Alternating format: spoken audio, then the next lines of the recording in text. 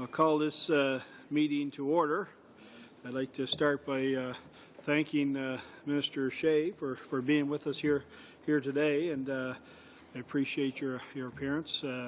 Say, Minister, and I know you have a delegation with you from the department, and I'm sure that you'll introduce them, or the deputy will introduce them at the appropriate time. So I guess, Minister, what we'll do right now, I don't have to go through the procedures here. I know you're quite familiar with how our committee operates. I'll ask, Minister, if you want to proceed right into your opening statements. Okay. Thank you very much, Mr. Chair, and thank you for the invitation to appear before the committee on Fisheries and Oceans Mains estimates. And before getting started, I want to say that it's great to be working in as Minister of Fisheries and Oceans in this important portfolio, and I'm delighted to have the chance to work with all of you. Joining me are members of our DFO senior management team, and I might as well introduce them. Beginning with my far left is David Gillis, Acting Assistant Deputy Minister of Ecosystems and Ocean Science Sector. Seated next to David's right is the Chief Financial Officer and Assistant Deputy Minister Marty Muldoon. And then we have Associate Deputy Minister David Bevan. We have the Deputy Minister Matthew King to my left, and to my right is Canadian Coast Guard Commissioner Mark Gregoire. And seated next to Mark is Assistant Deputy Minister of Ecosystems and Fisheries Management Operations Trevor Swartfigger.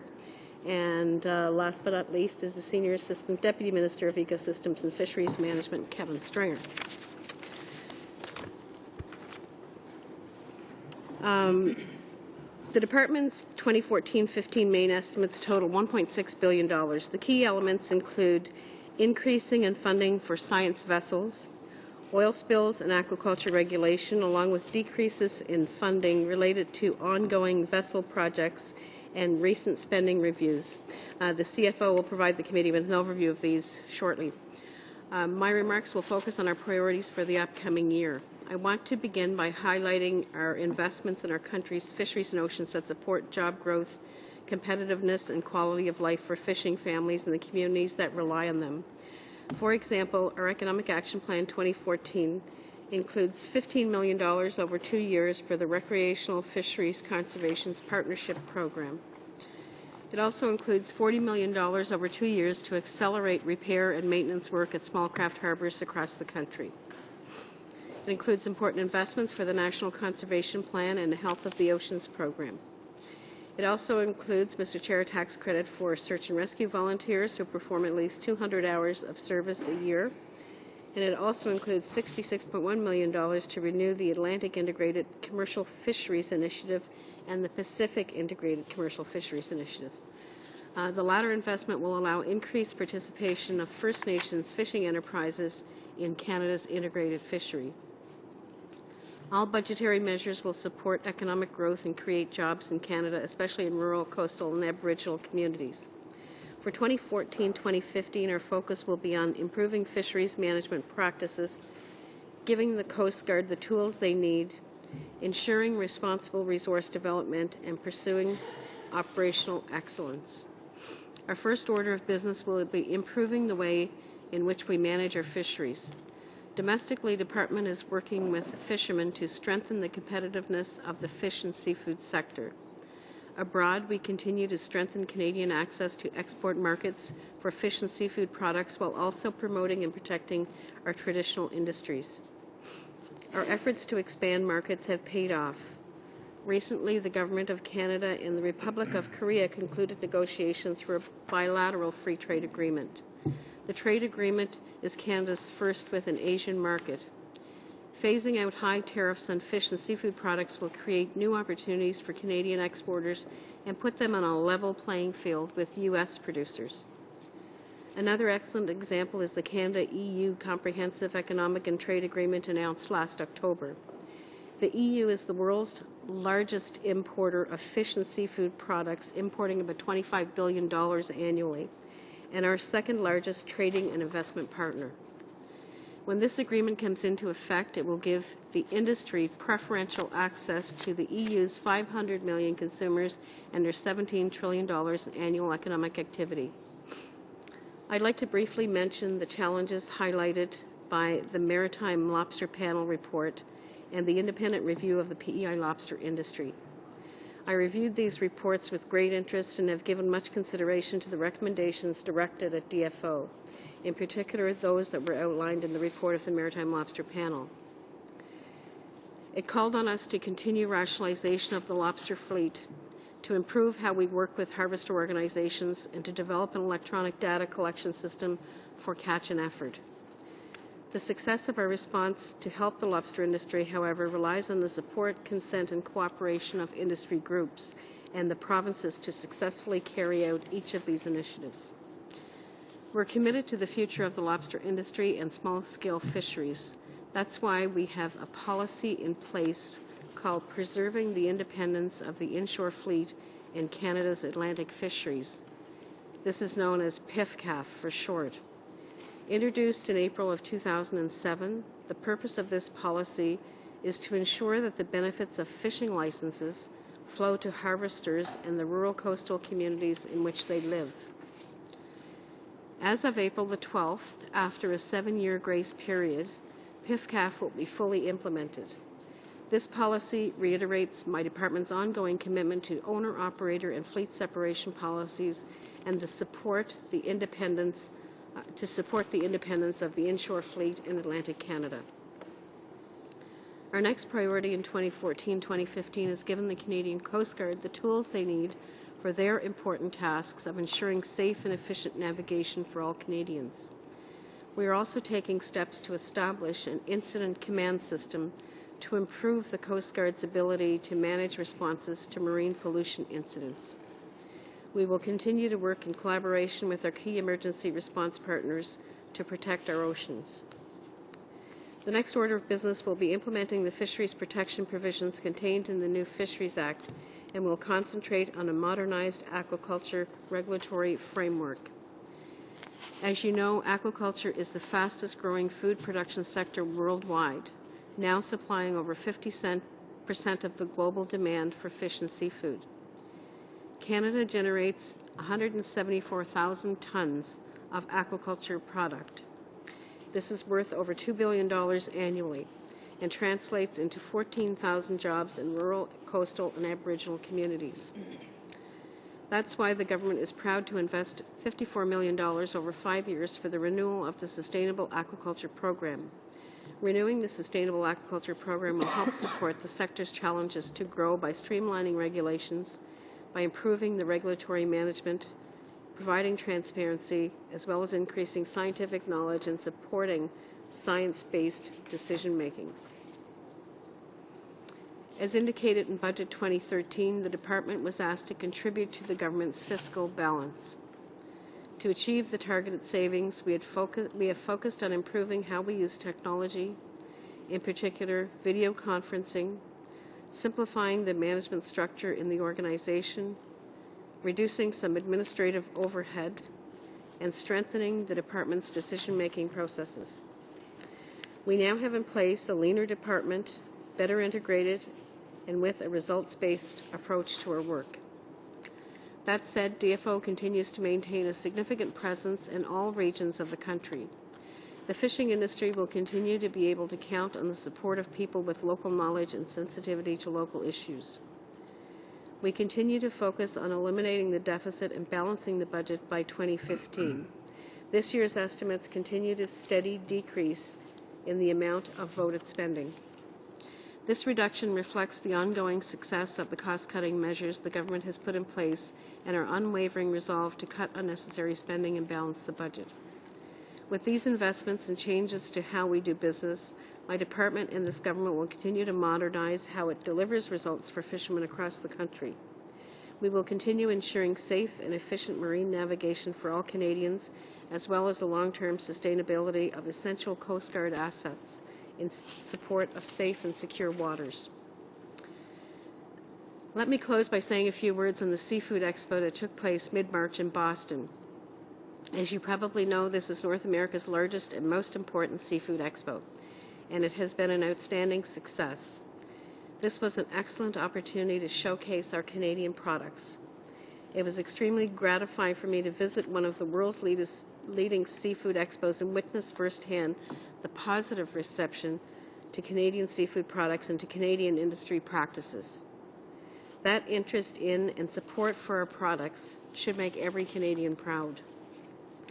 It also gave members of our seafood industry a chance to meet with potential buyers from a huge American market and to establish contacts with some European buyers as well. Our trade agreements with EU and the Republic of Korea represent huge opportunities for Canada's fish and seafood sector. While these agreements are not fully implemented yet, I can tell you there was a lot of optimism at this seafood show. In 2013, we saw the largest annual growth in seafood export value since 2010, and I'm certainly optimistic that this upward trend will continue thanks to this very ambitious trade agenda. So thank you very much, and I know that Marty Muldoon does have a short presentation on the estimates as well.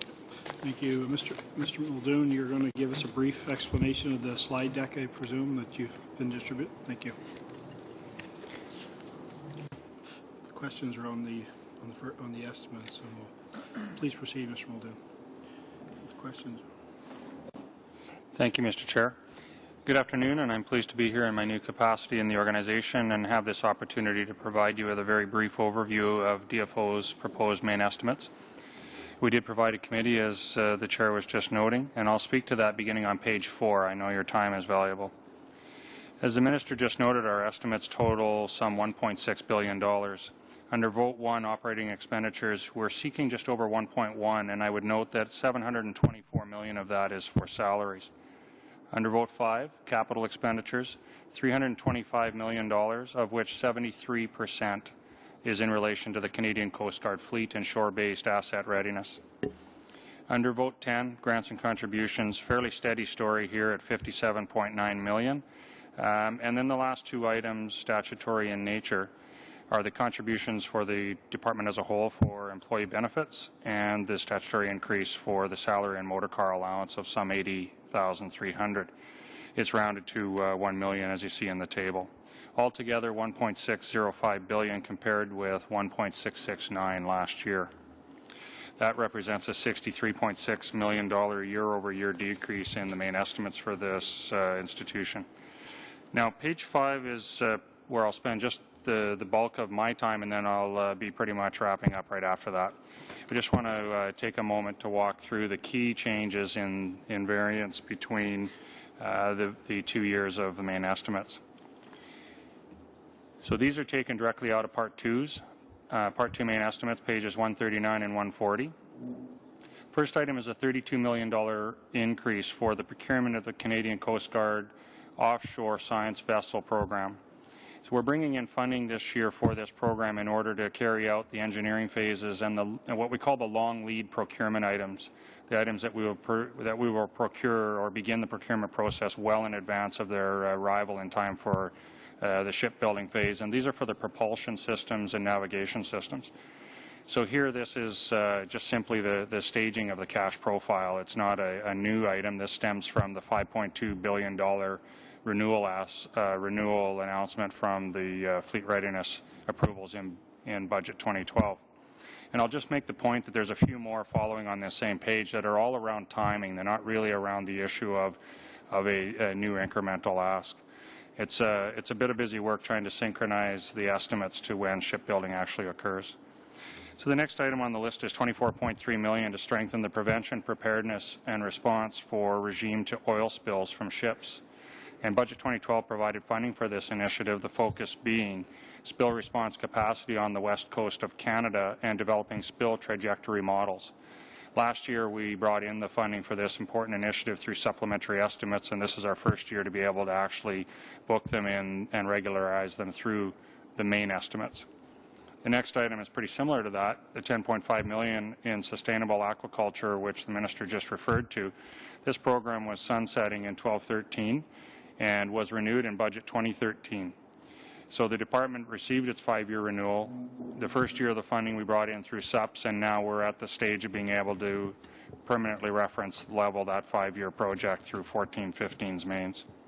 There's a couple of notable increases which aren't on the list that made it into the mains, and I'll just quickly cover those. $6.4 million for the continuation of the Recreational Fisheries Conservation Partnerships Program.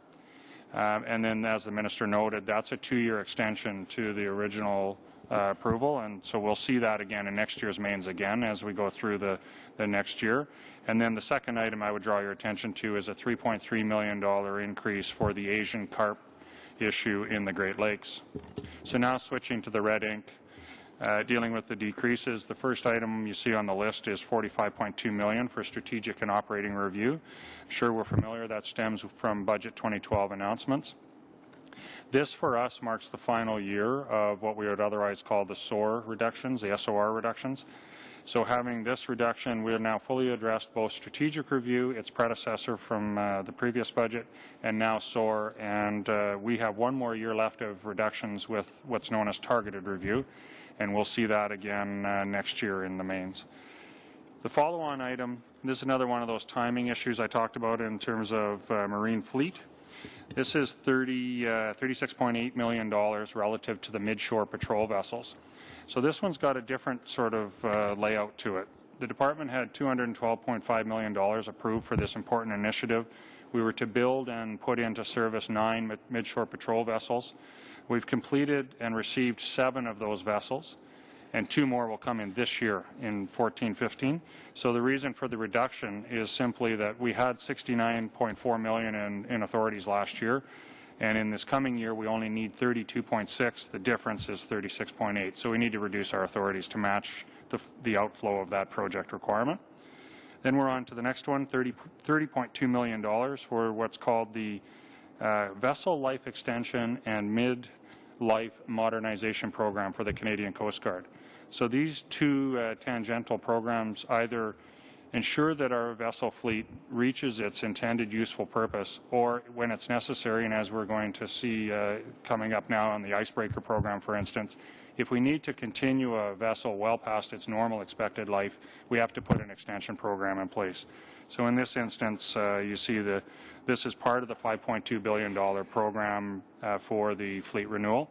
It was a total of $360 million that were approved for this activity. Now we're getting down to the bottom two, $5.4 million I mentioned a moment ago, targeted review. This is year 2 of the 3-year plan, and next year will be in the final year. And then the last item, $5.0 million related to the sunset and completion of the initiative to support the Quebec and Atlantic Canada lobster harvesters and lobster fishery in those programs, in those regions, pardon me. So in 2009, Fisheries received $64.8 million over a 5-year window. This program will sunset as it was intended to today, basically. So the mains reflect the removal of the $5 million in authority that rested in our final reference levels, and that program is now effectively successfully concluded. There's another form of a change which we may, depending on where we go in the discussions, may pop up.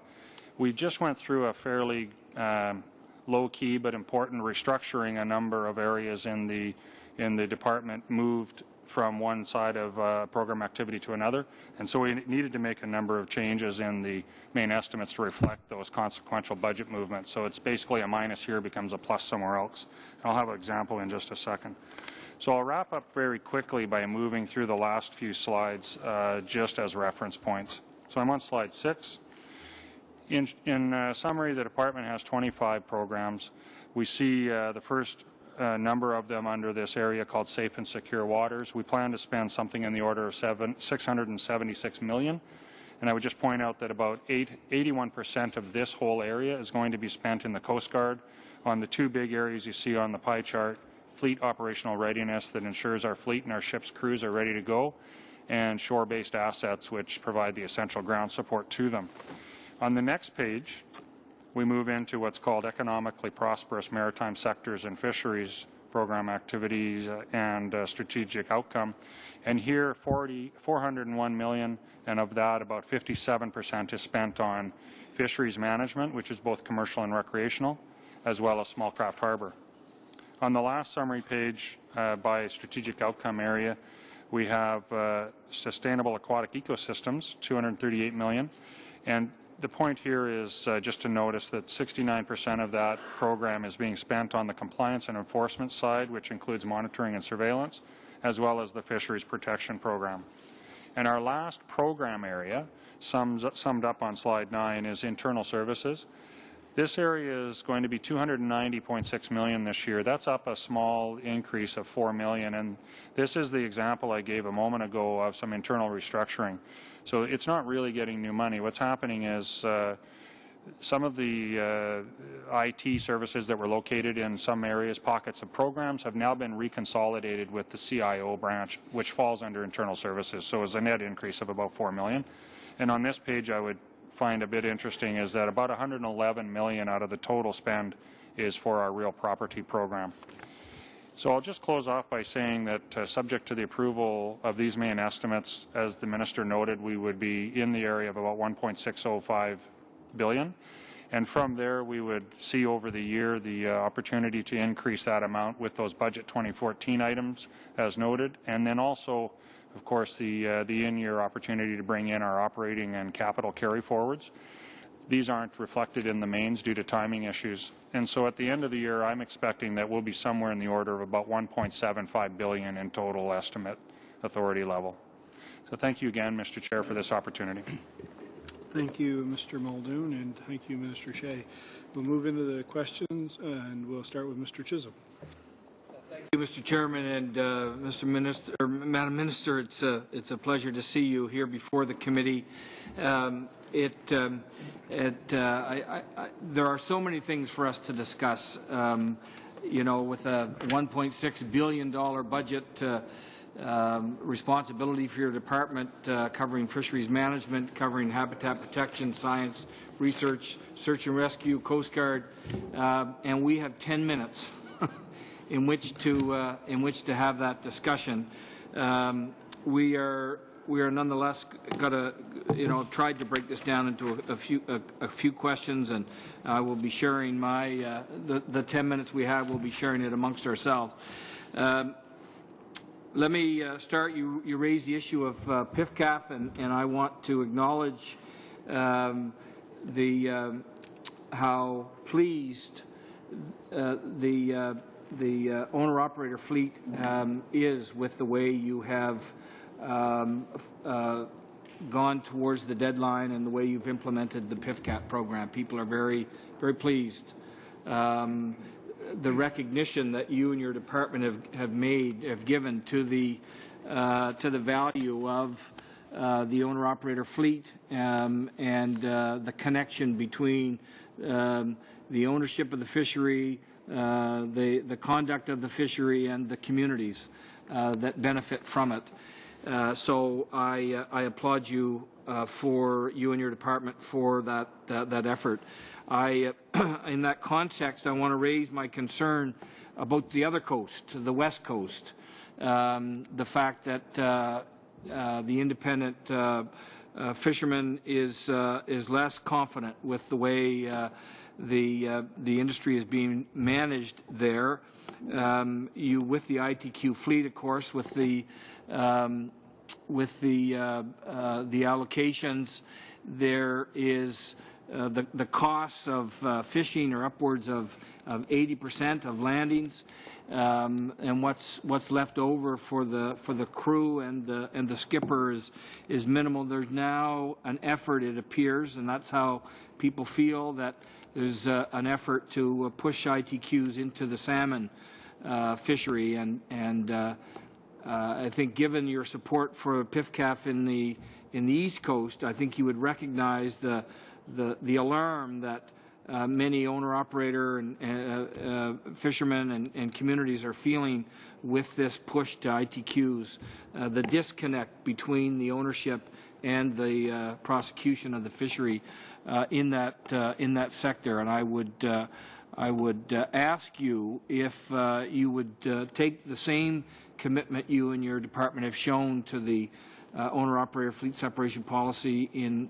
on the East Coast, and make sure that is reflected on the West Coast as well. Okay. Well, thank you. And just to comment on this PIFCAF policy on the East Coast, I have never seen anything bring 36 organizations of fishers together to stand side by side on one issue so fast. Mm-hmm. So there's good support for it, and we'll go forward to implement it. On the West Coast, of course, this management measure has been in place for a number of years. I've talked to a lot of people on the West Coast. Some want to revisit it, but so it has varying degrees of support. ITQs do. Of course, ITQs and IQs make it easier to manage a fishery, but at the same time, it's the T that causes a lot of trouble, and not just because T is for trouble, but because it's for transferable. And what it does is allow people to transfer their quota and either maybe live in some other country most of the year while someone else is fishing their quota. So we're open to having conversations. We pride ourselves on consulting with fishermen all the time on a regular basis on all management measures. So it's definitely an issue I'll be following. Okay. Thank you. And I just want to reiterate the fact that those people in the salmon fishery are trying to push back against efforts by the department, and I would ask you to try to hang tough with your commitment to that policy. And now ask my colleague to ask the next question. Thank you, Robert. Thank you, Mr. Chair, and thank you, Madam Minister. First thing I'd like to do is acknowledge that yesterday was the 100th anniversary of 1914 sealing disasters off Newfoundland when the SS Southern Cross was lost at sea and the SS Newfoundland. A number of fishermen were lost on the ice. In total of 251 Newfoundland and Labrador sealers were killed in that anniversary yesterday. I just want to acknowledge that at the beginning of the meeting. My specific question has to do with shrimp quotas off Newfoundland and Labrador. And the word in the industry in my province, Madam Minister, is that the total biomass is down, and it's down dramatically. And the industry is actually expecting cuts in the shrimp quotas in the order of 15 to 20,000 tons. Now that creates a number of interesting scenarios in terms of how you as the minister, how your department, how you decide how to cut the quota. It's either the last in, first out policy, or you go with a new principle, the principle of adjacency, which is being promoted in a lot of areas in my province. So how exactly would you address cuts to the shrimp quota? And finally, shrimp seems to be yet another in a long list of commercial stocks off Newfoundland and Labrador that have collapsed. DFO seems it can't get the management right. The simple question is why? Why? That's first. I'll give you my question to Madame Minister.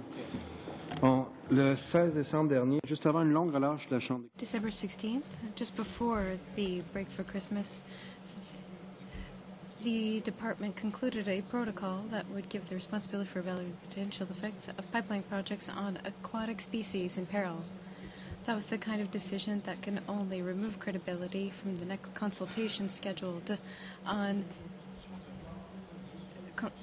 what includes a pipeline in the St. Lawrence River. What justifies a decision that is so counterproductive?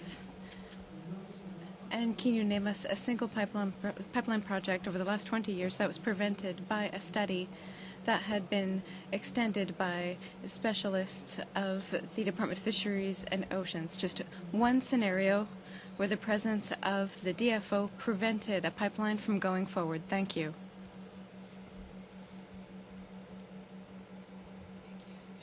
Ask one of my staff to respond to your final question, your last question. But on the shrimp quota, of course, we have to manage the fishery based on science, and it is concerning that the shrimp stocks seem to be shrinking. We had some cuts in Area 7 last year. Now we're seeing more Area 6 where the shrimp stock seems to be declining. So we will be having a conversation over the next week or two in DFO. I'll be getting a full briefing on the science. I've talked to many of the stakeholders, and of course, you know, the history of this is when the cod collapsed, the shrimp population ballooned, and so the shrimp fishery was opened up to new participants. And at that time, and, you know, and this is well documented in letters that have gone back and forth between groups, including the union, that at that time, when the decision was made to allow new entrants, that they would be allowed in based on the fact that they would be the first to go when the stocks declined. And increase in the shrimp population was allotted on a 90-10 basis. So 90% of the increase in the shrimp quota went to create an inshore fishery, and 10% went to the existing offshore fishery. So, you know, that's the essence of the LIFO policy. It is a very difficult decision, of course, because people have been in this industry now for a number of years. The bigger concern, I guess, is that the population is declining. Now, you know, we've had some discussions within the department, and maybe science can give you something more accurate, but it does appear that when you have an increase in the cod quota, cod stocks is what we're seeing now. Those stocks seem to be rebounding. We're having a decrease in the shrimp quota. So the issue is that, of course, fishermen cannot fish the cod and sell it for as much as, you know, they are currently receiving for shrimp or crab. So there is a concern of what is happening there in the ecosystem, I can tell you that, and we'll be making a decision on the shrimp quota in the next week or two. Officials going to answer the respond to the St. Lawrence, Kevin. Mr. Stringer. I can speak to the second question was about, or the other question was about the Fisheries Act authorizations around pipelines in our process. I'll just speak briefly to what we do. Section 35 of the Fisheries Act basically says that no project, including pipelines, can cause serious harm to fish that may cause serious harm to fish that are part of a commercial, recreational, aboriginal fishery. And it used to say that harmfully alters, disrupts, or destroys habitat. Either way, we are responsible for authorizing that harm.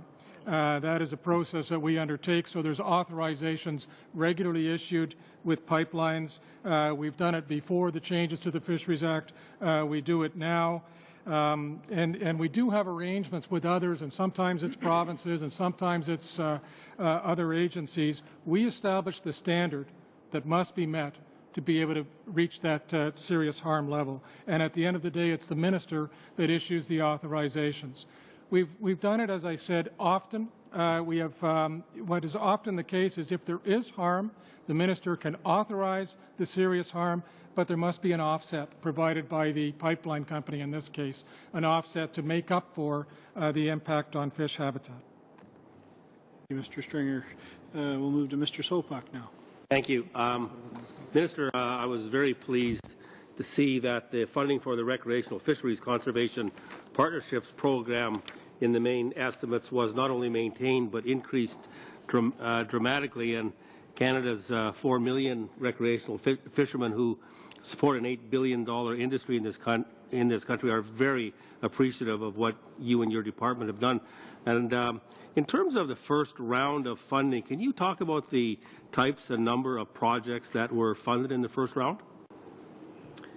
Yes, this is proving to be a very popular program. Lots of uptake in every province and territory.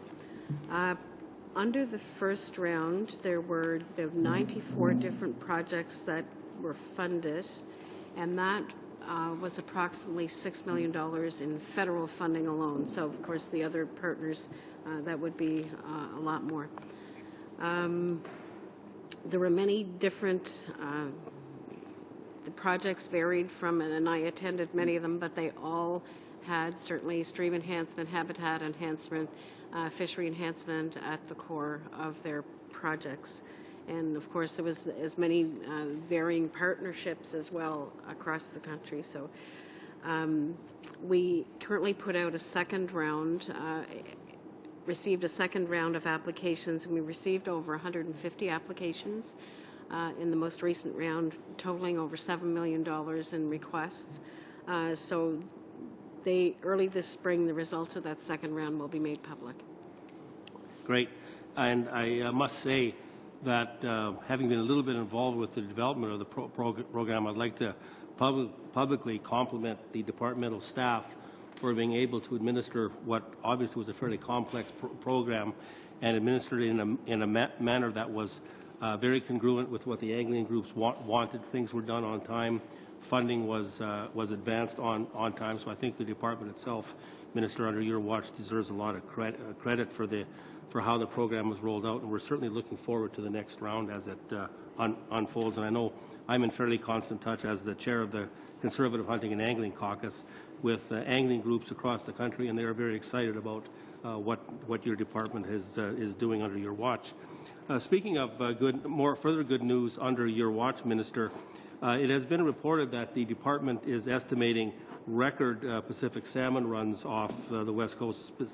Specifically, the sockeye salmon run is projected to be a record, but in the article written by Mark Hume, he also talks about up and down the BC coast, Chinook and Coho being at record levels as well. And I would make the point that the record salmon run in 2010 off the coast of BC and the expected record, even larger run off the coast of BC in 2014 was under the watch of this Conservative government, under your watch as well, Madam Minister. So I think the point has been proven that the changes that we have made to the Fisheries Act and the fisheries management programs are working. Can you discuss what we're looking forward to in terms of that Pacific salmon run? Yes, well, there certainly is a lot of optimism up and down the coast of British Columbia on almost every salmon run for 2014. I'm a little hesitant, I guess, to put numbers out there because sometimes the fish don't do what you want them to do. I remember, well, 2009 when we had the same anticipation and they were a year late coming, but they did come. But I do have to say that in British Columbia, I have never seen witnessed such a population so engaged in salmon fishery. I mean, you can't. I'm sure every family, every community, like salmon is just king, and you feel that when you go and talk to people, right? Even kids in schools, kids in schools are learning about salmon.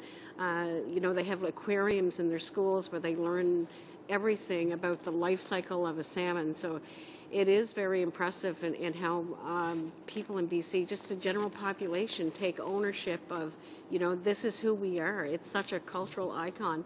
And I credit a lot of the health of the salmon population to the residents of BC and to organizations like the Pacific Salmon Foundation that do just incredible work. Agreed.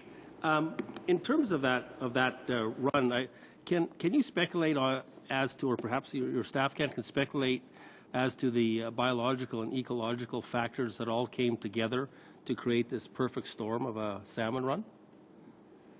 I'm going to turn that over to Dave Gillis. Yep. Thank you, Minister, Mr. Chair.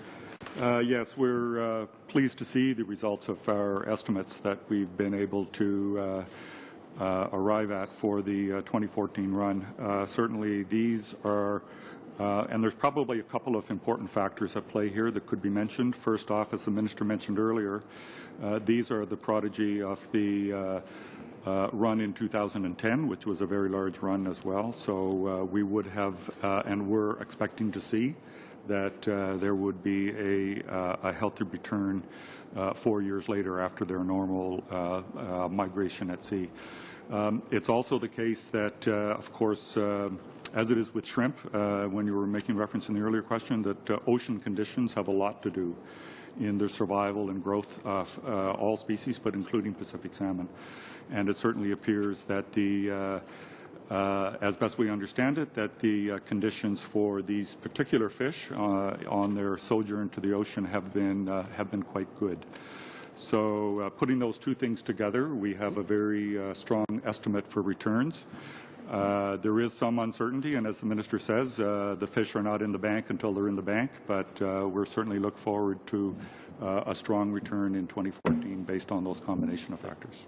Turn it over to Ms. Davidson. Okay, thanks very much, Mr. Chairman, and Minister, thanks so much for being with us again today. It's always a pleasure. In my riding, the aquatic invasive species is of huge interest, and particularly the very devastating effects that the Asian carp could have if, in fact, they gain a stronghold in the Great Lakes. So I was pleased to hear Mr. Muldoon outline the $3.3 million for the Asian carp initiative in the Great Lakes. But I wonder if you could speak to that funding that has been provided and what the government's plans are for early detection and enforcement, please. Okay. And maybe I will turn that over to Mr. Gillis as well, since he's well versed in specifically what we'll be doing with that funding. Yes, I'll elaborate part, and then I may pass it to my management colleagues as well. Certainly, the Asian carp program is an important one. We realize, based on the risk assessment work that we've done from a strong science basis, that this is a species that we need to monitor very carefully. There is a science program associated with the Asian carp funding that is helping us to do some research to develop new tools to monitor for the presence of Asian carp in Canadian waters, and to make that information available to colleagues in management who will be using that as the basis for a rapid response program. And science and management work closely together to learn and then inform one another about how to respond should we see reports of Asian carp or indications of Asian carp in Canadian waters. I'd like to add to that. Enormously important program. The Great Lakes Fisheries is a major economic driver for the Great Lakes areas, and the Asian carp program, this funds that was part of this that you note, is part of an overall $17.5 million investment by the government in Asian carp prevention. So 4 elements: prevention, working with groups like the Ontario Federation of Anglers and Hunters, the Aquatic Invasive Center in Sault Ste. Marie, and others in terms of education. Also doing a risk assessment around the potential impacts of what would happen if they did get into the Great Lakes areas. Early warning, we've identified 24 sites around the Great Lakes as potential areas and that we are watching. And we've got work on eDNA that identifies DNA from droppings and such in the Great Lakes themselves. Rapid response, which we've had to test twice when we found what we thought was an Asian carp in the Grand River and elsewhere in the Lake Erie Basin.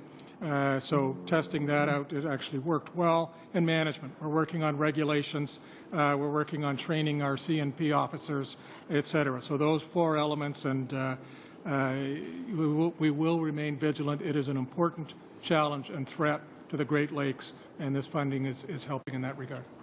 Okay, thank you. Thank you, Ms. Davidson. That's it. Your time's up. Thank you. We'll now move to Mr. McCauley. Thank you, Mr. Chairman, and Minister Shea, welcome. And your backup team, good to have them here. I apologize for being a bit late, but it's pretty rough down in Prince Edward Island, I can tell you. It's a job to get out.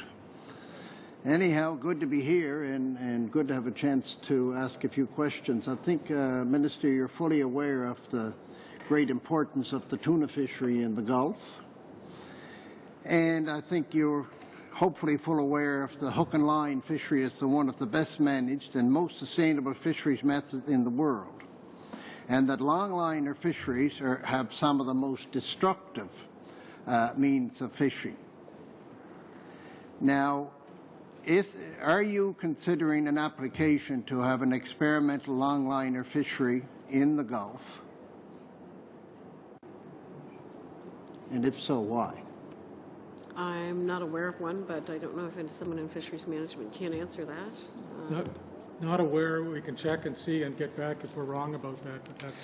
Thank you very much. That will relieve a lot of tuna fishing because the tuna fishery is so valuable. In the order paper question that I sent to you concerning the DFO libraries, it has been indicated to me that the materials, there was no way to track which materials were digitized, and there was no public outreach had been done to offer the material to the public. I just would wonder why this took place. There was material gathered for over 100 years that was valuable not to the walk-in people precisely, but to everybody, but very much the government scientists and the fishery scientists. Why did this happen? Well, I guess the library consolidation happened because, you know, we have a walk-in client base of 5 to 12 people in the run of a year, so obviously it's not the best use of taxpayers' funds. We have, you know, everything that is in that library has been maintained, will all be digitized because that's what people are asking for now. Many of the publications have been given to other partners who have collections, who have research collections. So this is responding to, I guess, you know, the 21st century, the requests that we're getting for information. That's how people want their information now. They're not actually going to the library.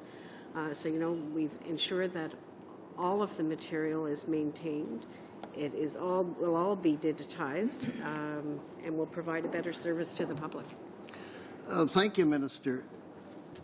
But your order paper letter to me indicated that your department had no way to track what was digitized and what was not. So how can we know what was saved and what was not saved? How do you know what material was saved and what material was not saved? What amount of time did the scientists have to evaluate this material and to know what should be saved? Because we all saw the dumpsters out and the material going, and a lot of people involved in the library system quite concerned about what was taking place. I'd just like you to elaborate on that if you could. Well, everything has been saved.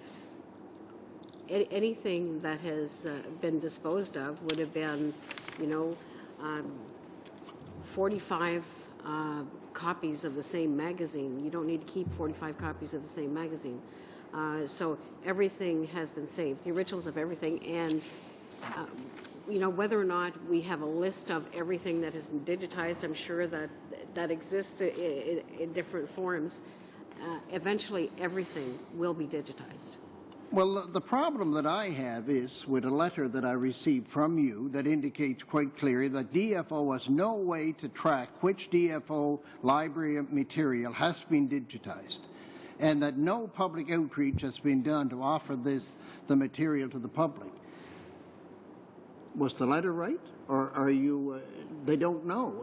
I just can't understand how you could tell me in a letter that you do not know what's digitized, and then you're telling me that whatever should be digitized is digitized. Is the letter right? Everything will be digitized, yes. Everything will be digitized. Yes. So, in fact, we can only go by your word that it will be digitized. The letter that I received from you indicating that we do not know, just disregard.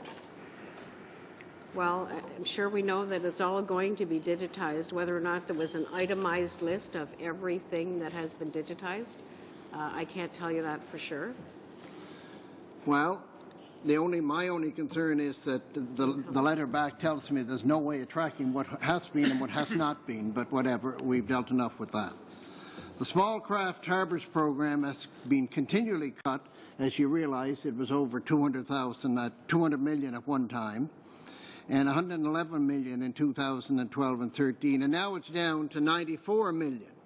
And the DFO report on plans and priority forecast a budget of 92 million for 2016 and 17. This year's budget announcement of $40 million over 2 years on a cash basis. Can you give us any detail on how, when, and where this $40 million would be spent? How would you access it?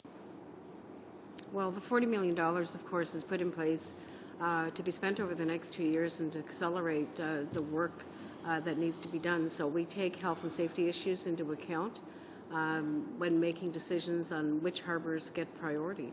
And the Small Craft Harbour budget has not been cut. As a matter of fact, $20 million has been added to the base budget of Small Craft Harbours. So, in fact, the $94 million is incorrect.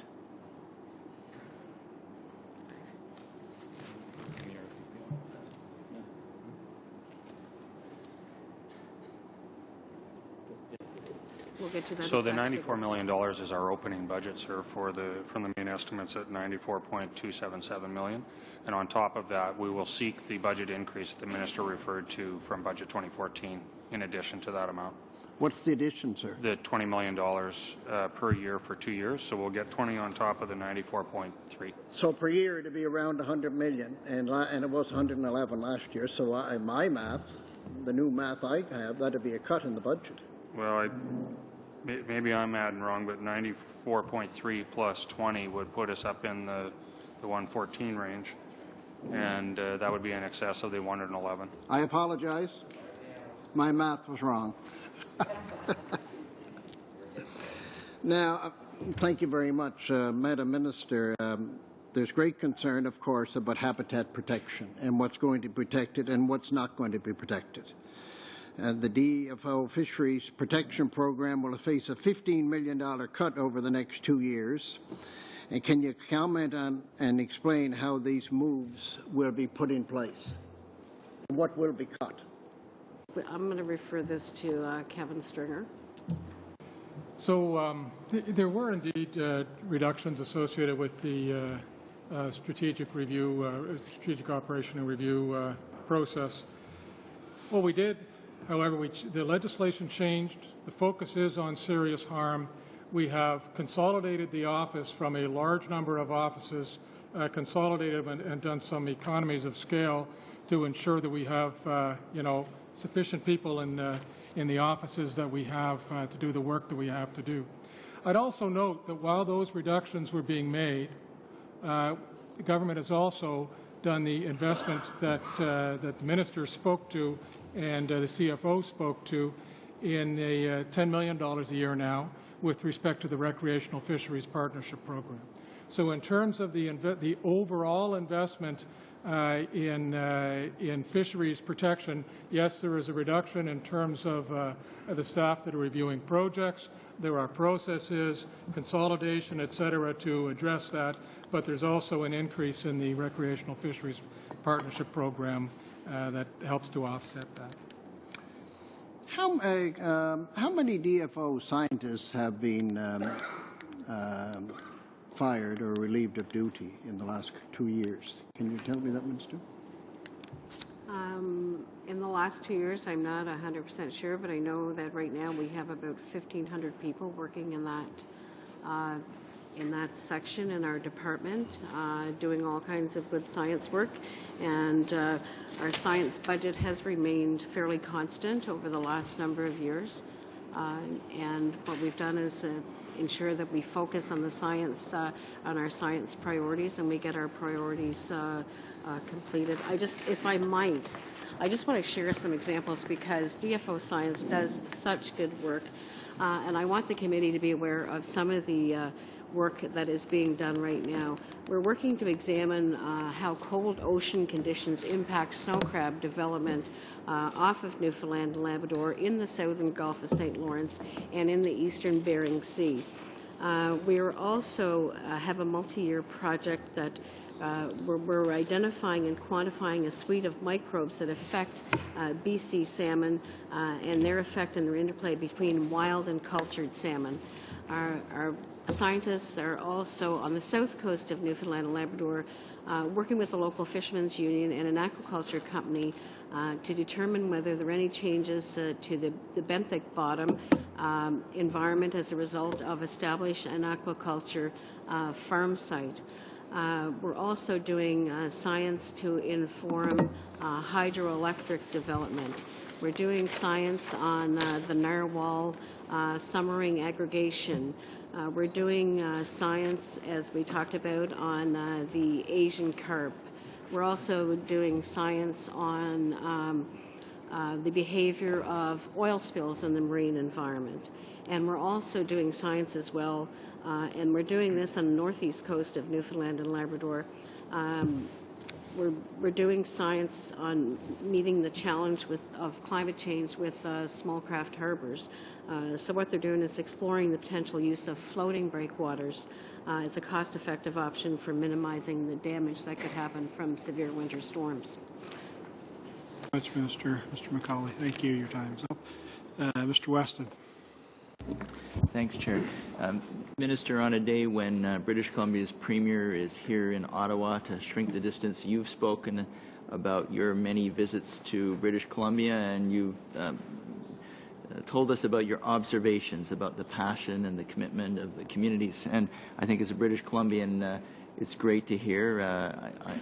I know many people who are part of that passion and commitment, and so we thank you for your understanding. And one of the things that the government has done in response to that is extend the amount of proceeds from the salmon conservation stamp that will go to the Pacific Salmon Foundation. Minister, would you like to just expand on that a little bit? What had happened in the past is that the Pacific Salmon Stamp was worth, I believe, $6. $1 would go back to the Pacific Salmon Foundation for habitat enhancement projects that they do so very well.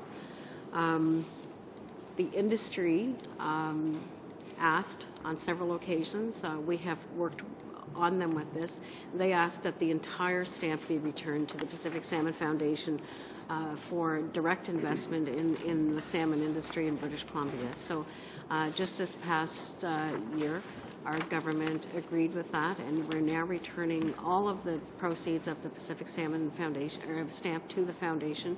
And what that does, it provides an increment of more than $1 million to the Pacific Salmon Foundation that they weren't receiving before. Now, I have to point out that the Pacific Salmon Foundation prides itself on leveraging even more money to invest in the salmon industry with that.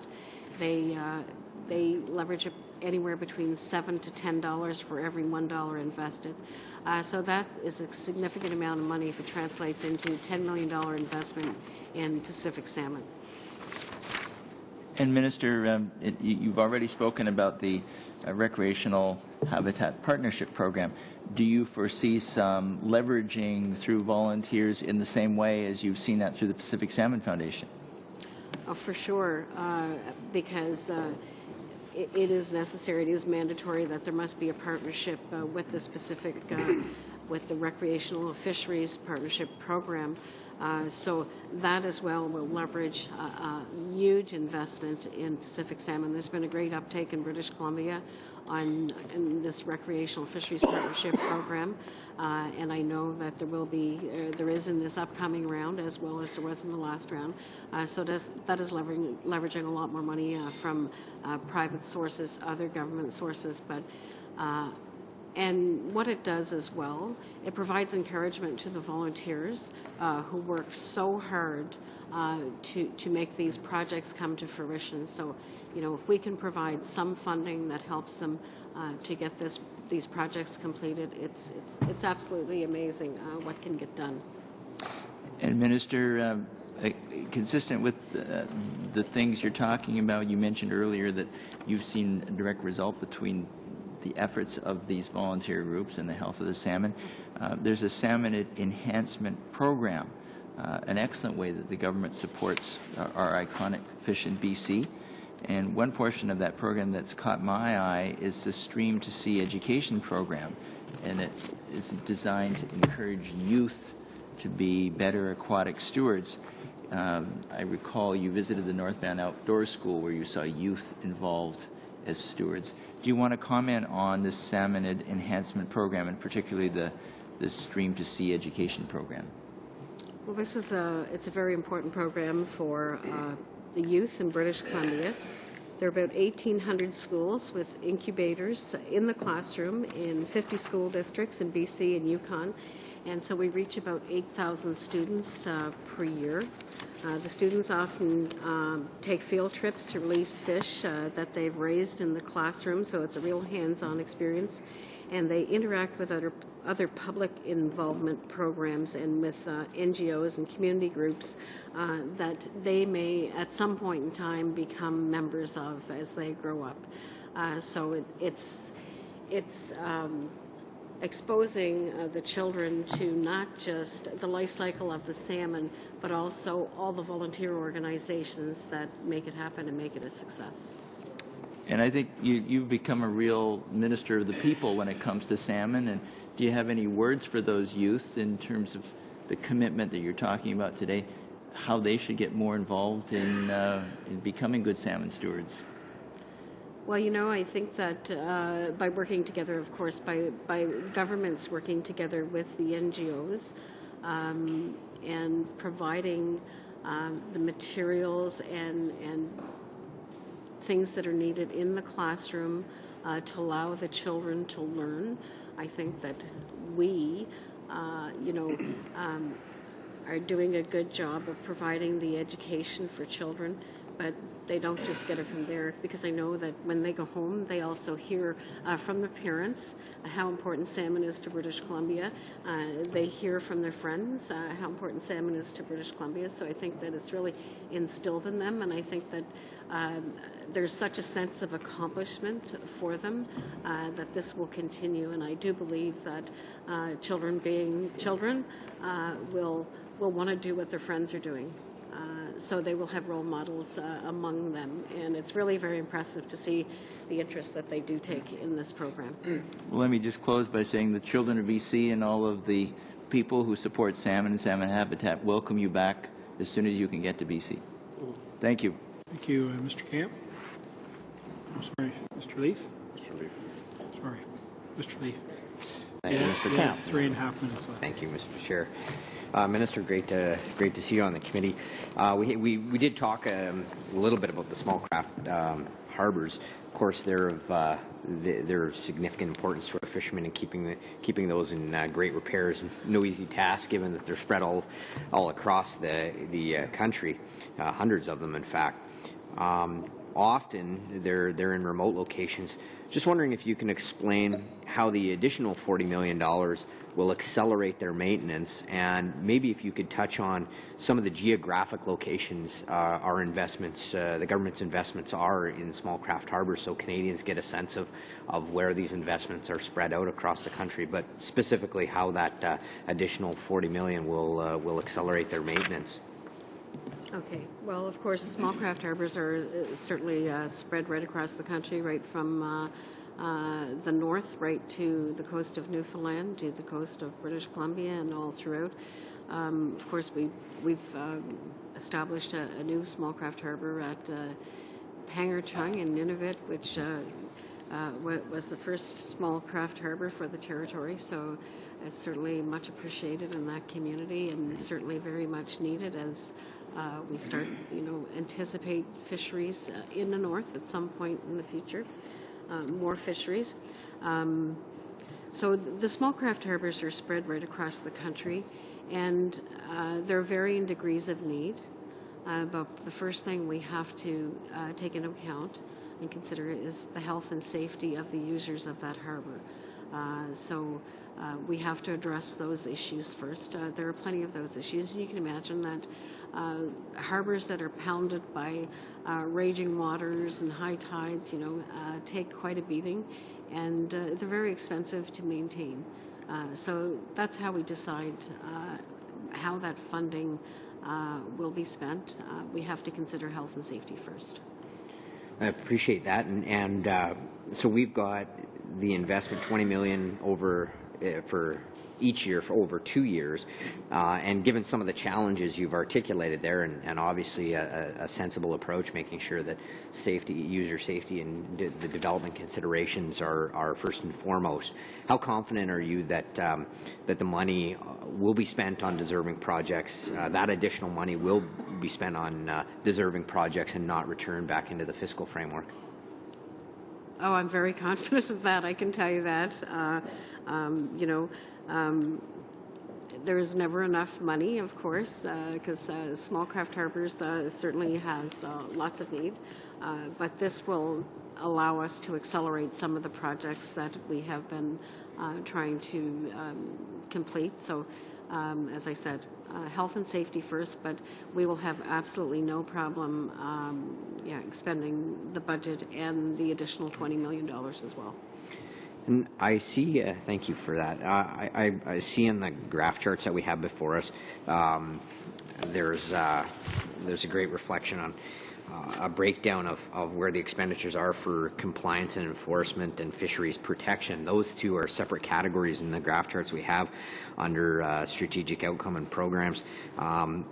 Collectively, they make up about 75% of that section of the budget, which I think is an excellent allocation to protection. You touched on it, though, Minister. You directly dealt with this, and Mr. Gillis talked about it in his presentation. And I could sense it in yours when you were talking to us about the pride that you have in DFO science work. And Mr. Gillis talked about it in respect to the Asian Carp Initiative. Maybe could you just touch on how important that the work that DFO Science does, what that contributes to the management aspect, and how they work together, as Mr. Gillis touched on, and how the science work supports the critical work of compliance and enforcement and fisheries protection? Well, as you know, I mean, science is the basis for management decisions, right? Because it's our responsibility to ensure that we have healthy fish stocks. So science forms that basis and allows us to go forward with setting total allowable catches. And of course, and then we have, conservation and enforcement people who come in and enforce those total allowable catches. So one informs the other, but it's all very important in the big picture of having a sustainable fishery. Great. Thank you. Thank you. Minister, on behalf of the committee, I want to thank you very much for being here with us today, and we certainly do appreciate your time and your taking the time to answer your committee members' questions. Thank you once again. We'll take a brief recess while the minister leaves and officials will resituate themselves. Thank you.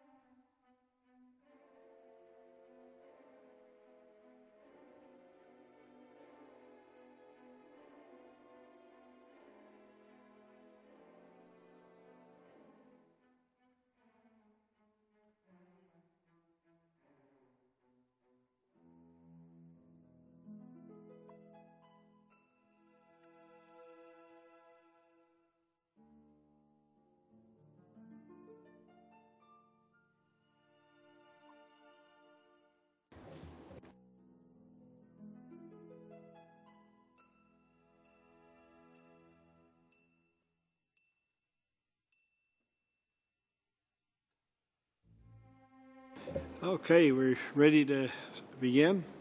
We're going to lead off with Mr. Chisholm in a 5-minute round. Mr. Chisholm. Thank you, Chairman, and gentlemen, it's good to see you again and have you here before the committee so we can explore a few issues that are kind of hanging out there. And I wanted to start with the decision around the reopening strategy for the 3 major herring stock areas off of British Columbia, the west coast of Vancouver Island, the central coast, and Haida Gwaii. And I raise it because it appears, according to the memorandum for the minister dated December the 9th, that that the minister went against the advice of officials, and it's having particularly interesting consequences, given the fact that the Nuu-Chulna have successfully argued for an injunction on the west coast of Vancouver Island, and now the Central Coast First Nations are threatening to blockade or otherwise disrupt the commercial herring fishery, roe fishery in the Central Coast. So I wondered if you could give us some explanation of why this decision was made. And I'd ask the minister, of course, but we don't have her. We have her for a short period of time, so you're going to have to try to handle this if you can. But because there are important consequences, and in terms of relations with the First Nations and the disruption in relations between the commercial fishery and the First Nations. So I wonder if you could give me give me a bit of an answer on that one, please. I'd like to begin, and Mr. Chair, and I'll ask Kevin to weigh in. You'll understand that it's always a little difficult for a deputy or for an assistant deputy minister to talk in public about advice given to a minister, because traditionally that remains a private affair. But in this case, as we all know, the advice memo was part of an affidavit, and part of it is public. And I want to just recognizing, of course, that it is before the courts, so we do have to be careful about how we characterize this. But there are a couple of points that I really would like to make. I think it will help the public debate, and hasn't come up much in the public commentary around this issue. We offered the minister 2 options, which is our role in the process concerning the 2014 hearing. But I just want to start out by saying that both options, and this is a point that was really unclear, both options were based on the notion that on the basis of the 2013 assessment in the 3 fishing areas that you've referenced, the cutoff, which is what we use for the management strategy we use for the Pacific herring fishery, the assessment proved that the spawning biomass was significantly above the cutoff. So that's the first point. And the second point is that, as we always do, these options were also discussed with industry, with First Nations, with other stakeholders in the course of our deliberations. The first option would have seen a commercial harvest take place this year, but at a 10% harvesting rate. That is to say, 10% of the estimated biomass. That was the first option. And the second option, which was ultimately the option that the department recommended, would have not seen a commercial fishery this year, but would have included time for the department to continue on initiatives like the Pacific herring license fee reform. It would let us advance work on under the Sustainable Fisheries Framework to look at a new management regime for Pacific herring, which we've already begun to talk to industry about. And finally, it would have let us, we thought, continue on with some of the science work. I'll just finish on this very thing. Mr. King, I'm sorry. It's really important that this information get out, but I don't have enough time, so I'm going to ask one other question, and maybe in your answer to that one, you can add to that. Yeah. And that is, the main estimates indicate an 8.5 million decrease between 2012 and 2014 for ocean forecasting. I wonder if you could explain the reason for this decrease, especially given that all 3 of our oceans are currently undergoing significant change, including ocean acidification, warming, and changes in ice coverage. I'd be happy to. I'm going to turn to Mr. Gillis to do that. Yeah, go ahead. Yeah. Thank you. Yes, there has been several sets of changes to some of our program activity boxes in the department, including this one, and it is confusing to look on the face of those numbers and see what has been going on.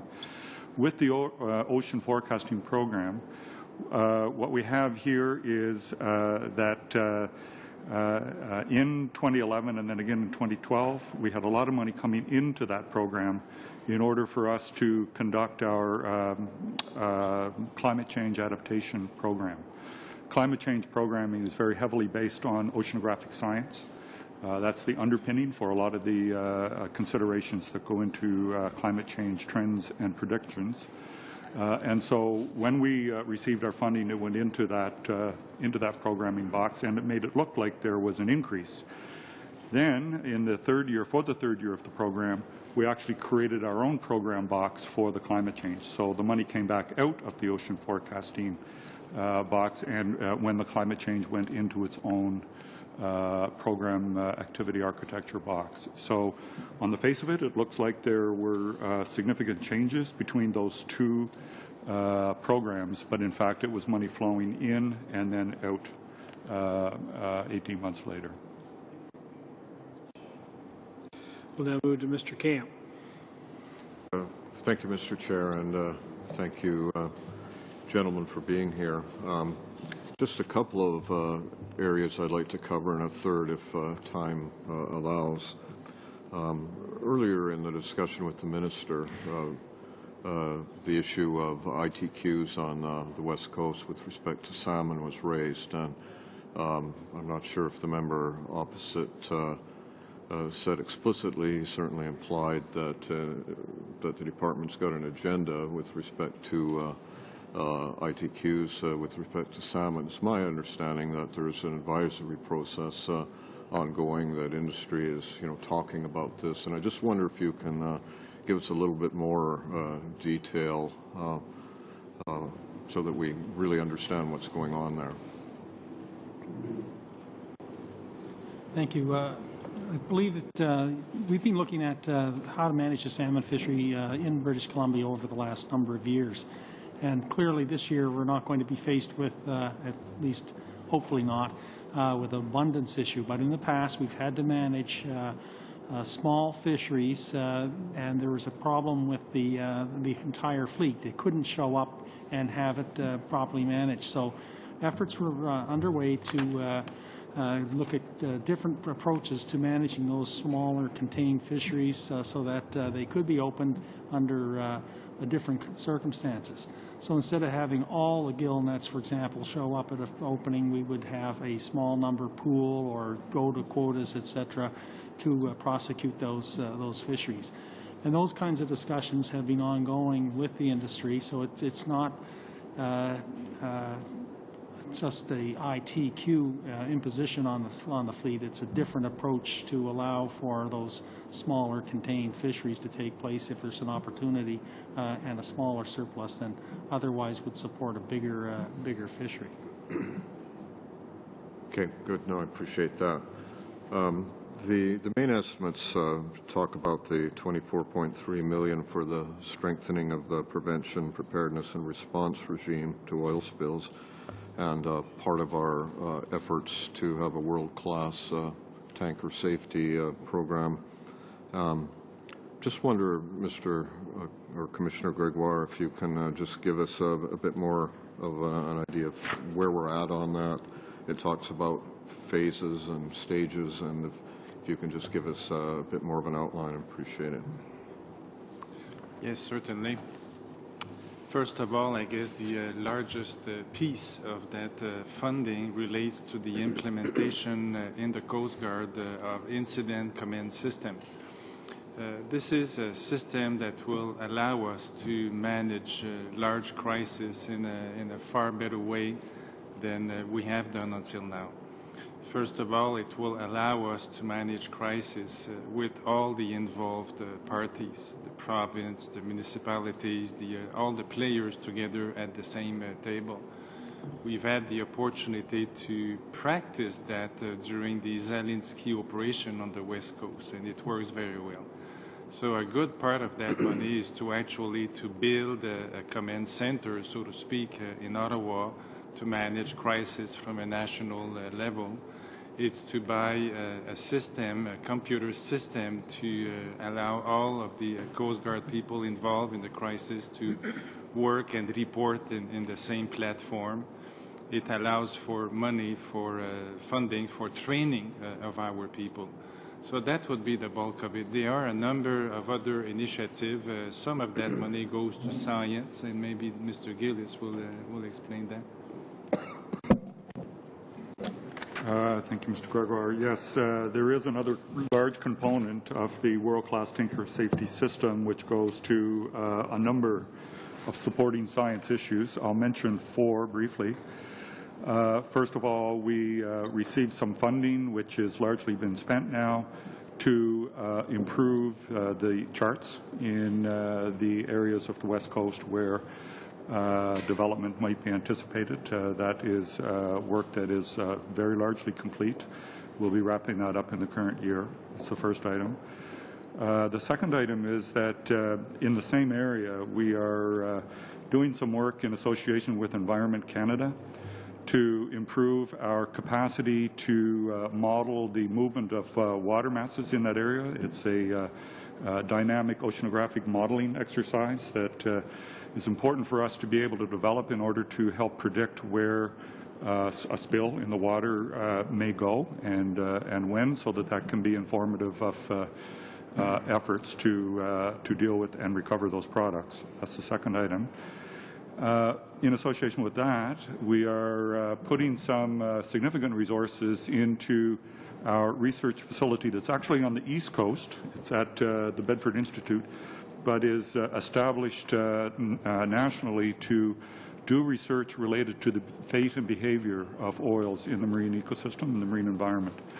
And in particular, in this case, we're focusing on the diluted bitumen, dilbit, products that might be at issue in that development. And we're doing a number of trials of how bitumen behaves and what happens to it over time in a range of environmental conditions that are common on the West Coast. And the last item, and it's a fairly large one, is to do some what we call resource inventory. And really this is code for us collecting up all of the information that we have about resources and resource-based activities on the West Coast, and to organize those and see the gaps and fill some of the key gaps so that we'll have a very organized information base that we can use to help provide advice on the design and implementation of the project. Thank you. Thank you, Mr. Camp. Mr. Cleary. Thank you, Mr. Chair. My first question, I have 2, is to Mr. Gillis. Mr. Gillis, when the minister was here, I asked a question about what seems to be impending cuts to the shrimp stocks off Newfoundland and Labrador. And I know in a later answer you mentioned how ocean conditions have an impact on stocks, have a big impact, and there's no doubt warming water temperatures, for example, they do have an impact. But if you mention, for example, in the fall of the commercial groundfish fisheries like cod or flounder, you mentioned the impact of ocean conditions to anyone back home in Newfoundland and Labrador and say that that was a primary reason why stocks fell, they'd laugh at you. Bottom line is, I think what's generally acknowledged is that mismanagement and overfishing are behind the fall of most of our commercial groundfish fisheries, for example. And again, bringing it back to when the minister was here, now we see a huge decline in the biomass of shrimp that's going to lead to huge cuts in shrimp quotas. And again, you talk about ocean conditions. And so I have to take you up on that. How much faith should people have in DFO science or in department itself when we see stock after commercial stock fall? The offshore shrimp is just the latest in a whole line of stocks that have fallen under this department's under this department. How much faith should we have in the science, sir? Mr. Chairman, I'd like to answer that. We have a great deal of confidence in the science regarding shrimp and crab and other species that are subject to changes in the natural environment. When we were managing cod and the changes took place that impacted the productivity of cod, we never adjusted our fishing practices at that time, and we've learned an awful lot from that. What we're facing right now are changing oceanographic conditions off of Newfoundland in particular. We're seeing warmer water temperatures on the bottom, and that is having a direct impact on the productivity of crustaceans, and therefore there's been an observed change. We also have in place the precautionary approach and decision-making frameworks. So in the shrimp fishery, for example, our decision rules are that we keep a very low harvest rate on those populations. And if you look at the declines in the biomass, you're seeing 33% decline in Area 6, a 48% decline in Area 5 as we go north, and 21% in Area 4. Those are significant. And what we're needing to do is contemplate how to respond to those. But we are looking at maintenance of very low harvest rates notwithstanding that. So we had a harvest rate in the north of about 8%, which is low for a short-lived animal. And we are going to maintain harvest rates at a level that will be acceptable to the Marine Stewardship Council and to us in terms of our precautionary framework. So we're not going to exceed a 20% harvest rate in these areas. So you can see the declines are not coming from fishing effort, because the declines are greater than the harvest rates. That's because we're seeing a change in the productivity of these populations relevant to the new oceanographic conditions. And they're shifting back to what it was like in the 60s and 70s when the groundfish were in good shape. We're also seeing some improvement in groundfish, but not as rapidly as we're seeing the changes in the shellfish. So that's the reality. Is we live in a natural system, and we have to respond to that and adapt to that natural system. And those are that's just the reality that we're facing. And I think the idea. I got one more quick. I'm sorry to interrupt, Mr. Bevan. I've just got another minute, so I want to get another quick question in. I do want to take you up on one point, though, and that is that we are seeing some increase in groundfish levels, but still 1% of 1960 levels for codfish, for example, is for me, it's no increase whatsoever. My second question has to do with a question that Mr. McCauley asked earlier in terms of DFO libraries. I put in a question on the order paper as a parliamentarian. I can ask a question on the order paper in the House of Commons. My question was for a list of all documents, materials, books, research papers that have been destroyed by the department in Newfoundland and Labrador due to the closure of the library. And the response I got back to the question on the order paper was to charge me a total of $675. And my question is, do you see that as cost prohibitive? And DFOs wouldn't be trying to hide anything, would they, Mr. Bevan? No, we not release the will information? respond. First off, I would point out on the cod, it's 15% of its former level, so it's up from 1% to Northern 15. cod? Yeah. Is 15% of 1960 levels, sir? It's gone back up to 15% of its limit reference point. So it's not. It's gone up by a considerable amount, but not enough to support any kind of economic activity. And not 15% either. It's 15% of its limit reference point. Northern cod is at 15% of 1960 levels? No, the limit reference point. So it's not the same as the thing. I can't. On the question order, the question you asked. We provide that information. We go very thoroughly through all our information, and I have to attest to the accuracy and veracity of that information. We take that very seriously. I don't have an answer to your question here with me, but certainly we'll get back to you on that. Thank you very much. Mr. Sopak. Thank you. Mr. Gillis, can we say that the Pacific salmon can be considered an environmental indicator of conditions off the West Coast? And indeed the system itself, including the spawning habitat, freshwater spawning habitat? Well, I think what I would say, and I'm not trying to be evasive here, but any species, when you understand a bit about its relationship with the environment in which it operates, indicates something about the state of that of that ecosystem. As I said earlier, in the case of Pacific salmon this year, if our estimates are at all accurate, it looks like the conditions that the current year class that's returning this year in 2014 have experienced both relatively good conditions in the ocean that has allowed them to be productive and to survive, and also benefited from having a very large year class to start them off. There was very high production of small salmon from the 2010 return. So in that sense, I think that it is an indicator of a certain set of environmental conditions. I think, though, like we are discussing with some other species, an ecosystem might be favorable to one species but not so favorable to another. Each type of animal in the ocean, and it would be generally true, has a set of environmental conditions which favor their productivity, and others which don't.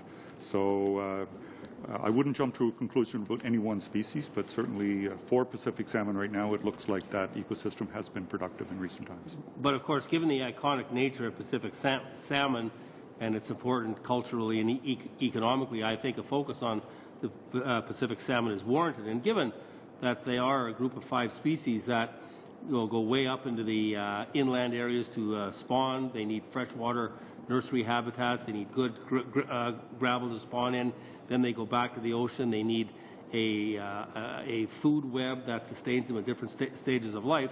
I think it's fairly safe to conclude that that entire system is, if the 2010 run and the expected 2014 run are any indication, we can say that the entire system, including the fisheries management regime that manages those stocks, it's all in pretty good shape, isn't it? Well, as I say, I mean, it certainly looks like the whole system has been successful at producing what we hope will be a very good return of salmon in 2014. So I'm not sure what further I can add. Okay. Also, in terms of Mr. Stringer, you talked about pipelines. I'm going to switch to something else. So under our new Fisheries Act, you are able now to apply standards to various projects, and you were unable to do that under the old Fisheries Act. Is that correct? Under the previous act, we actually did try to apply standards, but we did it by policy.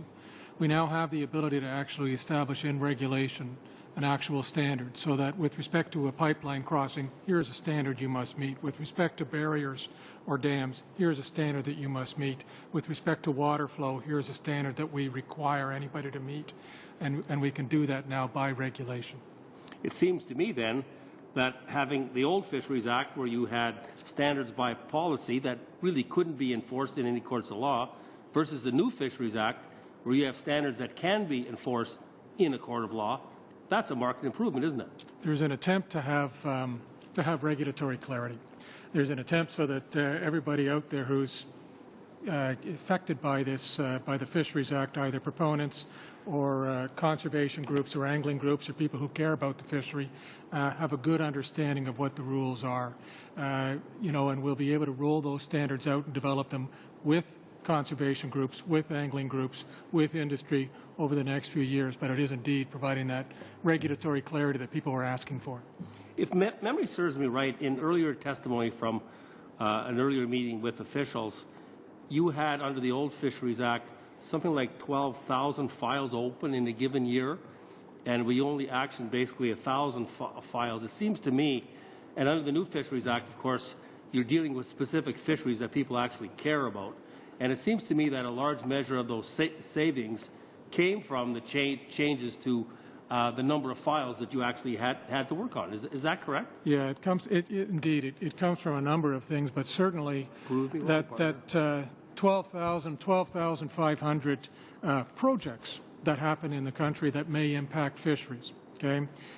We know from the years of experience where the likely impacts are going to be. We know we don't need to look at 12,500 projects. We got it down to about 1,000. We issue around 300 or 400 authorizations. So that is an attempt to, and the standards will help us ensure that we're not missing anything by having those types of numbers. And all that money saved went into our new recreational fisheries program. Makes sense. Mr. Sopak, Ms. Davidson. Thanks very much, Mr. Chair. And thanks to the officials for being with us for the second hour. I want to ask a couple questions about the Coast Guard, if I might. I see that we've got a decrease of $30.2 million related to the Coast Guard vessel life extensions and mid-life modernizations. So I'd like to have some explanation about that. We know that this government has certainly invested a lot in the Coast Guard, compared to what's been done previously. So why are we investing before and now why are we cutting back? Is this a normal fluctuation within the program? And then I guess the other thing along that line with the midlife modernization and vessel life extensions is the winter that we've just experienced with the record ice cover on the Great Lakes, and I'm speaking only about the Great Lakes because that's my area of. But could you address that as well? Are there impacts resulting from the very harsh winter that we've had? And we know that we've had a lot of ice breaking requirements so far, and probably a lot more to come. It would be my pleasure to do that. I will start with the second question, if I may. First of all, as you have mentioned, the last winter has been extremely harsh. If I compare it to the last few winters in the lakes, there was virtually no ice, so to speak. But this year we've had record ice that dates back to the early 1990s. I think the last time we saw so much ice in the lakes was in 1994. And the Coast Guard is taking extraordinary actions to allow for the safe movement of ships in the Great Lakes and the St. Lawrence Seaway system. The opening of the seaway was today, this morning actually, but we have sent larger ships than normal to allow for the breaking of the ice in the upper lakes. For instance, we have a ship now that's en route to Sarnia, the Radisson. It's a ship that normally would never go west of Montreal, so it's going to Sarnia, and then it's going to go continue to the Lake Superior, which it should reach in a couple of days. We have a second medium icebreaker, the Desgroseilliers, who was in the locks earlier today in the Welland Canal, who's going to work on Lake Erie. We had up until a few days ago 4 feet of ice. So yes, it's a lot of work, and we have had to use all of our icebreakers throughout the winter since Christmas, actually, extensively in the lakes, in the St. Lawrence Seaway, the Gulf, and all around Newfoundland. Far more than the last 20 to 30 years ago. How is the VLE going to help? Well, it's not helping for the ice breaking in the short term, but it will certainly help in the longer term. So what you see that is perceived as a decrease, well, actually it is a decrease, but it's rather, I would characterize this as cash management. For the vessel life extension, we have received from this government $360 million to spend over 10 years. Now, when we asked for that money, we established a cash flow before we actually did an in-depth analysis of where we would need the money, and also without considering the operational impact. So what we did, we spent the last year in doing a planning project where we consulted our user, we consulted the operators of our fleet, we consulted also the various yards in the country to see their capacity of actually making big work on ships. And after that work, we reprofile that money. So I have actually a table which shows the cash flow of the money over the 10 years. So we will finish the vessel life extensions for which we were given $360 million in the 10 years as planned. But rather than spending $30 million money, we spent more time and energy planning for this, and the money is being moved to the following years. So next year, for instance, we are starting major work on 3 vessels. Last year, we completed major work on the Amundsen. We changed the engines, the generators. So all of our icebreakers will go through significant work, and many other vessels also over the next 10 years. Okay, thank you. Davidson. Is that it? That's it. Thank you. Mr. McCauley. Mr. Gregoire, this $360 million cash flow you're talking about, is that new money? That was money announced in the budget 2012. Yes. That's part of the $5.2 billion for fleet renewal that was announced. I'm just trying to get a handle on it. You have taken $36 million, near $37 million out of acquisition and $30.2 million per year, I guess, out of the extension program. Is that correct? No. The money, that $360 million is not A-base money. So it's B-base money. So it's given for a very specific project. So that $360 million is given to the Coast Guard for 10 years. But the cash flow that we foresaw before the actual start of the budget is different than what we really need. So we just rebalance, if you want, our need and cash flow over the next 10 years. But we're going to use it all. You rebalance it with more or less money? The same amount of money. Same amount of money as you had a year ago? No, but it's $360 million. Yeah. Every year we had different amounts. It was not $36 million per year. It depended on the work we had to do on ship. For some ship, we have to replace the engines, we modernize the bridge, we change the galley, we modernize. So basically, if I understand, not to interrupt you, but it's a working capital. What was needed would be there. What is needed is there, has been provided. As you're aware, we had the Atlantic lobster sustainability measures have been ended. And a number of fishermen are quite concerned at the end of that, at a time when the lobster fishery is going through quite a difficult time. I also understand that they have agreed to put 1 cent per pound from the fishermen into marketing. How will this be done? What role will the federal government have to play? The federal government has been involved in marketing previously. There is a precedent for this. I'd just like to add that attending some fisheries markets around the world, I see that the fish is not marketed very well at all. Like I attended a show in Shanghai. The only place I could find a lobster was about 2 feet down in a freezer, where other products were displayed so well. And these were people that were buying products for the retailers. The problem and there was other products, meat and other things that were done real well. The problem I see, and the answer I'd like to have, is the federal government involved in helping with the marketing of fish, or is it still the same old thing that it's a provincial jurisdiction? Because the federal government has been involved previously. So, and could I just another thing I'd like an answer for. That 15% limited reference points, I haven't got a clue what you're talking about. And I'd just like to know, but I need an answer to this too, and I'm scared that he'll cut me off. Okay.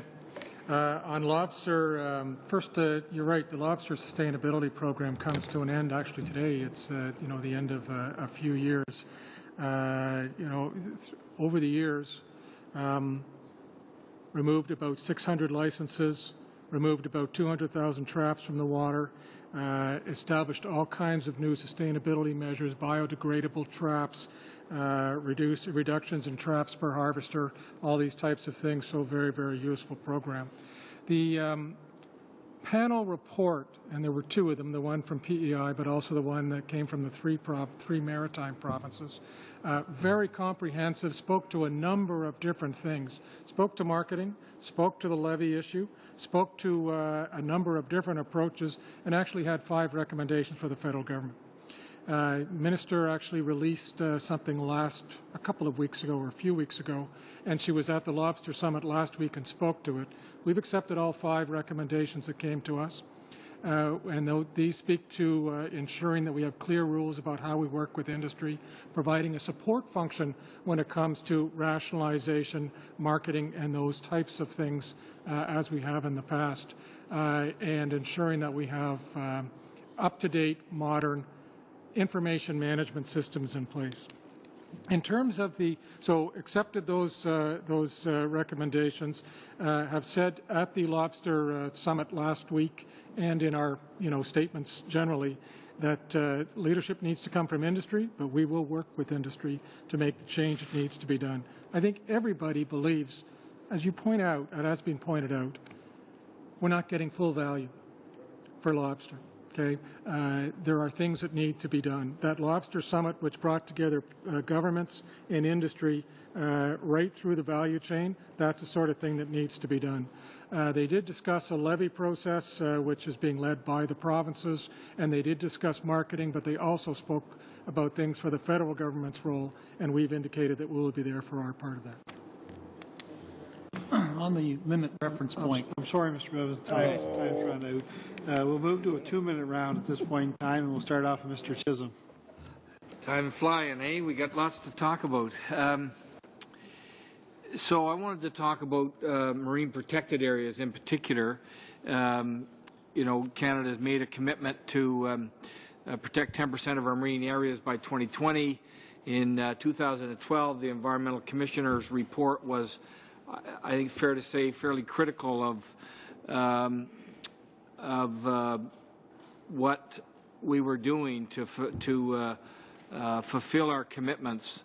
Little progress has been made towards a national strategy, and I guess I'd like to ask you, what are we going to meet that goal? That goal in 2020, 10%? And have you been working on a national strategy to pull what exists now together in some kind of a coherent strategy and plan?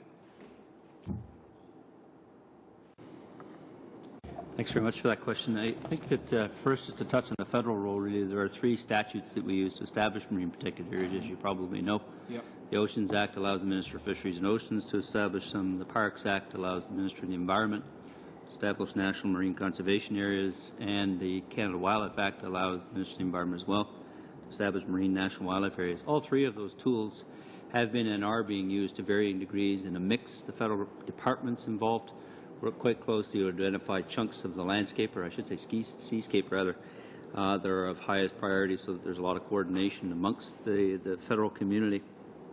As part of the budget deliberations that you're engaged in here today, I'd also note that the government has renewed funding for the Health of the Oceans initiative, and so that this funding base for the Department of Fisheries and Oceans and for others with respect to marine protected areas has continued. Insofar as the 10% target is concerned, I think that all participants in that process would recognize that's an aspirational target, and what one counts and one doesn't is certainly a matter of policy debate and discussion. Certainly the Department is continuing to orient its efforts towards the achievement of that. The investments through FOPO and other things, I think, will move us along in that regard. And with respect to your question finally on the development of a national strategy, certainly we have concluded over time that probably it makes the most sense to work on all 3 oceans, as opposed to a strategy that treats all oceans as the same, because they're not. The jurisdictional and management arrangements differ from ocean to ocean to ocean. Certainly the federal government is trying to take as consistent approach as it can in its programming, but because the nature of the conservation initiatives in all 3 oceans differ, our focus is, while to maintain national consistency, to focus much more ocean by ocean than a single one-size-fits-all in all 3 ocean contexts.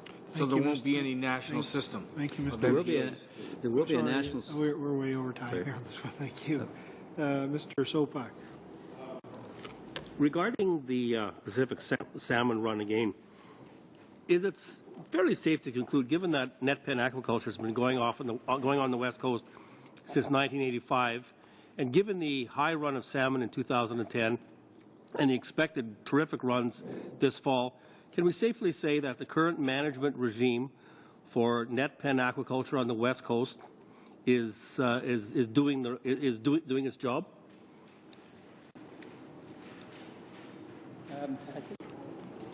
I think in terms of drawing conclusions to a predicted run of salmon and then tying that back to a management regime, I guess what we'll need to do is see if the runs in fact come along those ways and so on. But having said that, I think it's true that the environmental regime, the management regime in place for aquaculture in British Columbia, largely in the context of the Fisheries Act regulations that the government passed some time ago, do in fact put in place very strong environmental safeguards, both in terms of the operation of the farms themselves, the movement of fish between and from farms, and it would certainly allow one to come to a conclusion that the system is working well.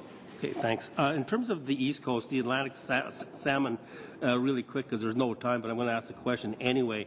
What can we do to enhance Atlantic salmon stocks, given that some of them are not in very good shape?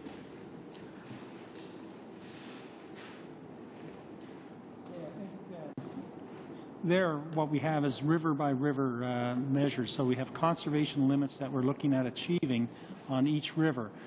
We have seen significant differences in at-sea survival. If you look at the Inner Bay of Fundy, that's a very stressed stock. It's endangered, and we have not been able to find the exact answers as to why those fish make a one-way journey out of the rivers into the ocean and don't come back.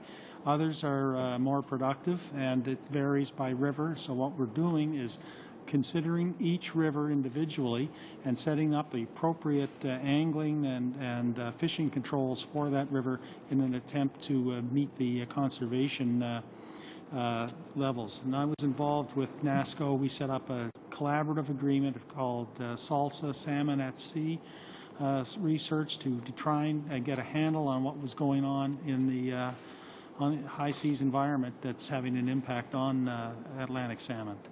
Thank you very much. Mr. Chisholm. I'll ask you a few quick ones. One, in response to that last question, and particularly regarding the southern uplands Atlantic salmon, why was the decision made to bulldoze the Mersey River biodiversity station if there was any attempt to show a commitment towards the survival of the Atlantic salmon, particularly that strain, number one. Number two, the reports on plans and priorities of the department indicate that there is a moderate risk that the department may experience challenges in responding to hazards and crisis. Wonder if you, this is regarding Coast Guard, wonder if you would please expand on that. The main estimates indicate a decrease of $31 million over 2 years for the Aboriginal Strategies and Governance file. I wondered if you could also answer that. Go ahead.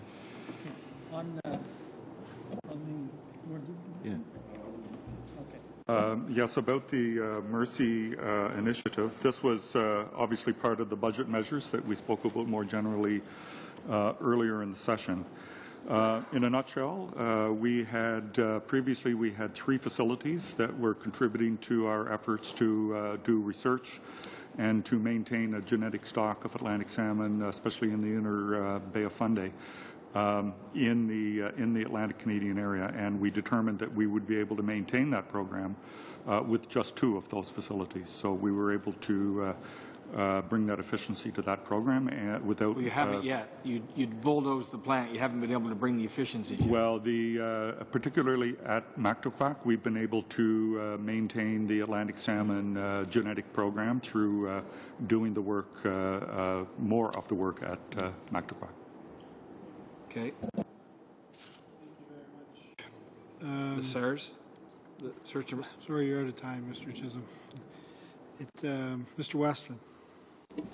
Two quick questions. The minister mentioned the 1,500 scientists that are part of our operations, and I'd appreciate some comment on how those scientists are contributing, how we're leveraging their work. We have the West Van Lab in the riding I represent, where I've visited with the scientists who are very proud of their efforts. And then secondly, there was a lot of discussion about the procurement strategy and the $360 million Coast Guard contract, widely lauded as a tribute to our national procurement. I wonder if you'd comment on the jobs and growth consequences of that, although the contract was let to an enterprise in the riding I represent. It's supposed to be good for the whole nation.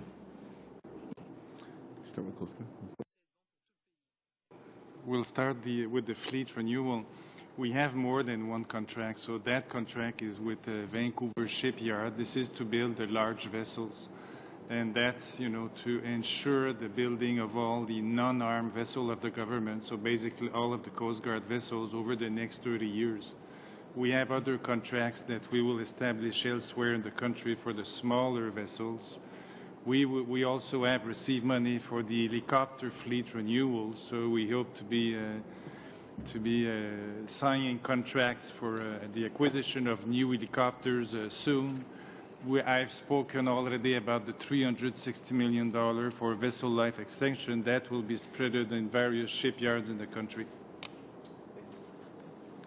With regard to the science program, very certainly science remains a foundational program for all of the management and policy programs in the department.